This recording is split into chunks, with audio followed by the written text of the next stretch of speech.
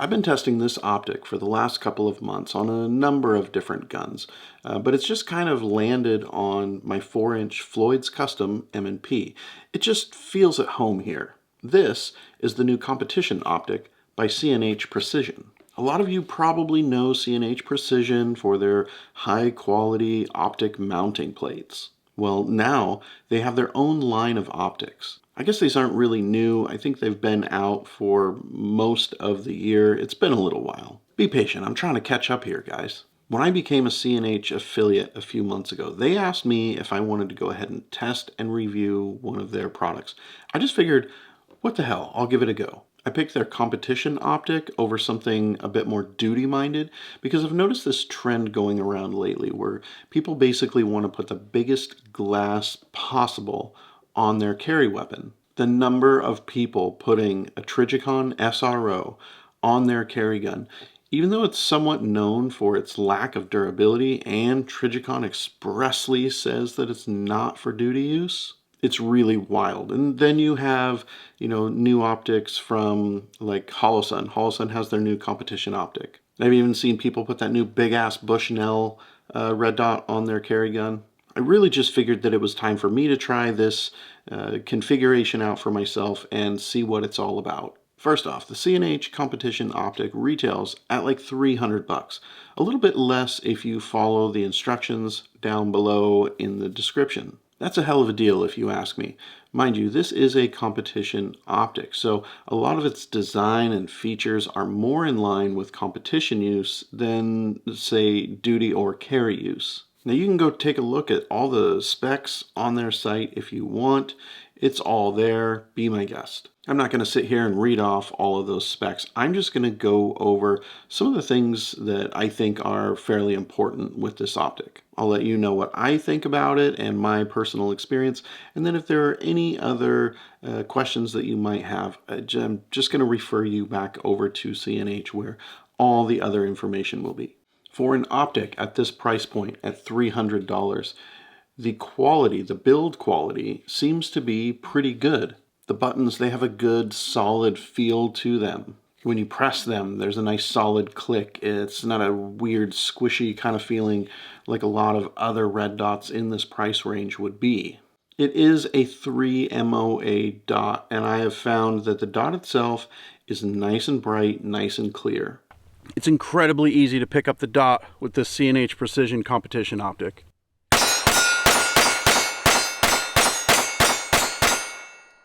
I actually really like the look of the dot. To me, it seems much bigger than a 3 MOA dot. Now personally, for a carry gun, I like to use a 6 MOA dot. That's my favorite dot size for a carry gun. And the 3 MOA dot on this competition optic, it seems similar in size. Now I know 3 MOA, it's half the size of a 6 MOA dot, but I actually think it's more of a perception thing due to the size of the window. With the 6 MOA dot, it's really fast, really easy to get on target when you draw. With this one, even though it is half the size, 3 MOA, because the window is so big, it really does feel like it's fast, quick, and easy to get on target. And I really do think that it is because of the size of the glass. Now, I wish that this was a 6 MOA dot or that they had options for different sizes, but again, C&H has only just somewhat recently started putting these optics out, so give it time. Maybe they'll go ahead and have a 6 MOA down the road. For now, though, the dot size on this works really well. Over the last couple of years, I have tested several more budget-friendly red dots. None of them have done well enough to actually end up making a video with. One of the major issues that I find with red dots in this particular price range tends to be that the emitters are cheap and crappy and they stutter and flutter and blink when you are transitioning quickly from target to target, like almost to the point of throwing you into an epileptic seizure. Luckily, that's not an issue with the C&H competition optic. Because, it is made for competition, you're going to be transitioning quickly and frequently from one target to the next, and you want an emitter that works well and doesn't have that weird kind of blinkiness to it. That's just one of my little pet peeves. I want my red dot to be solid. I don't want any weird issues where it is distracting me from being able to stay on target. The C&H Competition Optic does really well in that regard. I can set up, 4 or 5 different targets, and I can transition from one to the next without ever getting distracted by that emitter. Consistency and accuracy with this are absolutely spot on. I zeroed this optic in at right about 25 yards, and I'm really confident at any range from your typical self-defense range all the way out to about 35-ish yards. I don't really have a place to test it past right about 35 yards, but let's be honest here. Even 35 yards is somewhat pushing it as far as realistic expectations for a 9mm in the first place. Nonetheless, anywhere within that 35-yard range that I have to work with, it's ran really well. I haven't had any issues with, say, the zero shifting or anything like that. It is ran better than expected for an optic at that $300 range. Part of me really does understand why people are putting these massive optics on their carry weapons. Once you've used a TV that's 80 inches or whatever, it's hard to go back to something that's smaller. I will say one thing that bugs me is the top loading battery. It's not my favorite. If you end up picking up one of these optics, be careful when installing the battery. The threads feel really fine, and with the way the whole battery setup works, you really have to be careful not to cross thread it. On the other hand, with the shake awake feature and the battery life, what it is, you shouldn't really have to worry about that too often. Just remember when you do a battery swap or during initial setup, be careful. I can't really attest to the battery life for this optic. All I can say is that I have used it pretty consistently as a carry gun over the course of probably 3 months, almost every day, and the dot is still going strong. Of course, I think it's listed at 50,000 hours, so 3 months is a drop in the bucket. So yeah, I can't really vouch for battery life. Now, my only real complaint about this optic is the slots for the adjustment for windage and elevation. They're an odd size. They're very small. I wish they were larger, something a little bit more standard. Perhaps the right size so that I could use the same tool that I use for, say, all of my holosuns on this one. Unfortunately, it's a more thin blade to be able to make the adjustments on this one. Now, the optic did come with a tool to make the adjustments. I'm concerned that at some point I'm going to lose it, and then I'm going to have to go buy something special for it. In any event, I have to carry one for this optic, and I also have to carry a second one for, other optics that I have. A more standardized adjustment screw would be nice. I wouldn't say it's necessarily a mood killer that it is the size that it is, but it's something that I want to point out that really kind of bugs me personally. On the bright side there, the adjustments for windage and elevation, they have a pretty positive click to them, so you know that you're actually making an adjustment.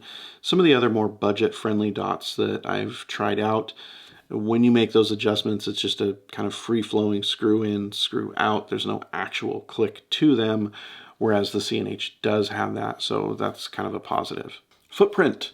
The C&H Competition Optic, and I believe all of the optics that they provide on their site, use the same footprint as the RMR. That means you shouldn't have any issues mounting it to whatever gun it is that you want to mount it to. In the event that you do need a mounting plate, if you're buying this from C&H Precision, they do have what I would say are the best mounting solutions on the market. Now, you won't get any argument from me that a direct mount is the best solution, but if you have a gun that does need some sort of adapter plate and you're buying the C&H Competition Optic, well, just go ahead and get yourself a C&H adapter plate as well. Now, the big question is this optic fit for duty use or carry use, or should you just keep it for competition use or range use only? So far, the competition optic from C&H has done really well for me personally. I did take a dive out of the back hatch of my Subaru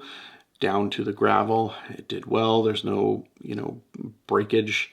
The glass survived, still zeroed when it was all said and done with. Now, that's not the highest drop in the world, of course. That's only happened once. I'm usually really good with my stuff, and I wouldn't necessarily say that's kind of my seal of approval for durability. I personally feel like the bigger window that you have, the bigger chance that there is for breakage. Sure, this red dot could probably sustain some number of falls. I'm not going to say for sure that it will or it won't because I don't really do like drop testing like that. I leave that for other channels that really enjoy dropping things on the ground. I just know that, like with phone screens, the bigger a piece of glass, the more chance that you have when it falls that something is going to hit it just right and break it. Now, sure, the chances of most people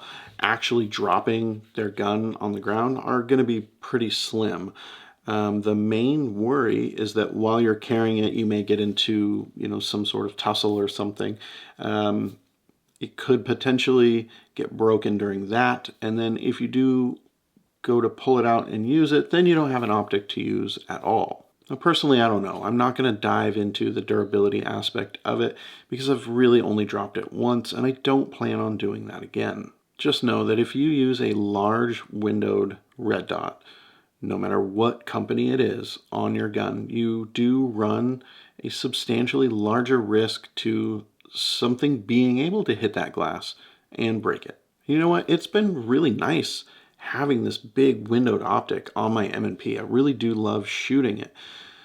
But I'm kind of actually thinking that it's going to be a little bit more at home on my Smith & Wesson Victory. It's about time that I finish building that gun, and it's going to need a good quality, large windowed, competition-minded optic to sit on top of it. I'm really kind of leaning towards the C&H competition optic being perfect for that project. Till then, I'm going to keep it on the M&P and I'm going to keep running rounds through it every week when I go out and go shooting and just keep testing it, keep seeing how it goes. Now, maybe someday I will feel a little bit more comfortable with an optic of this size on my carry gun. For now, though, I really do think that I need to stick to something a little bit more standard size, just for my own personal comfort level. Till then, the C&H competition optic is going to be something that is probably going to get rotated between different guns. It's going to get a lot of rounds through it.